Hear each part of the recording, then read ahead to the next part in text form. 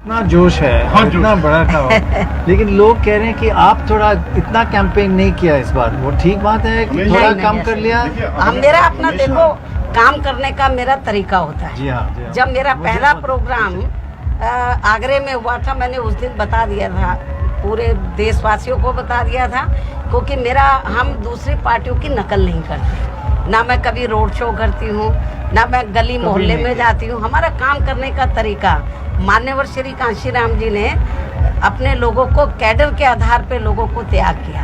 तो हमें दूसरों की नकल नहीं, बल्कि अब तो दूसरी पार्टी के लोग हमारी नकल कर रहे हैं धीरे धीरे, जो ऐसा लग रहा है। तो ऐसा नहीं है, मतलब तो हमारा जो है काम करने का तरीका पूरे साल भर, मैं बताना चाह रही हूँ, ये कोरोना बहुत फैला, पूरे साल भर केवल मैं 2 दिन के लिए, जब मेरी मदर की डेथ हुई थी तब मैं गई थी। पूरे साल भर मैं लखनऊ में रही हूँ और पूरा मैंने मेहनत की है, मतलब, और ज़मीनी तौर पर मैंने वर्कर को समझा है।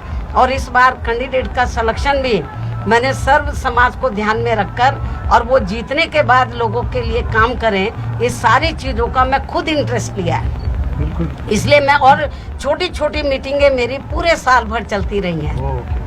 मैं दफ्तर में मीटिंग लिया, अपने दफ्तर को, अपने रेजिडेंस को दफ्तर बना लिया।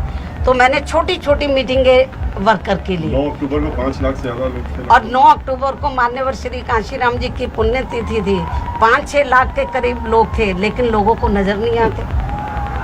7 सितंबर को। हाँ। और एक और चीज़ लोगों कह रहे हैं कि बीजेपी और आप थोड़ा तालमेल है। कुछ है नहीं आपका।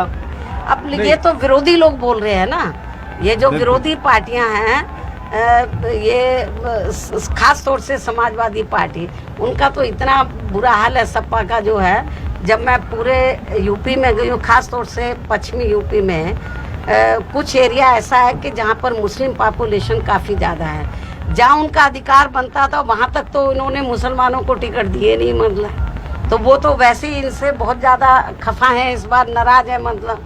लेकिन हमने सर्व समाज को टिकट बंटवारे में भी, हम आपको बताएंगे, जो लोग कह रहे हैं हमने अति पिछड़े वर्गों को, मेरे ख्याल जितने हमने टिकट दिए, किसी भी पार्टी ने इतने टिकट नहीं दिए है। अपर कास्ट को भी हमने अच्छे टिकट दिए हैं। और दूसरा मुस्लिम समाज को भी जो उनकी भागीदारी बनती है, उसके हिसाब से हमने उचित प्रतिनिधित्व दिया है।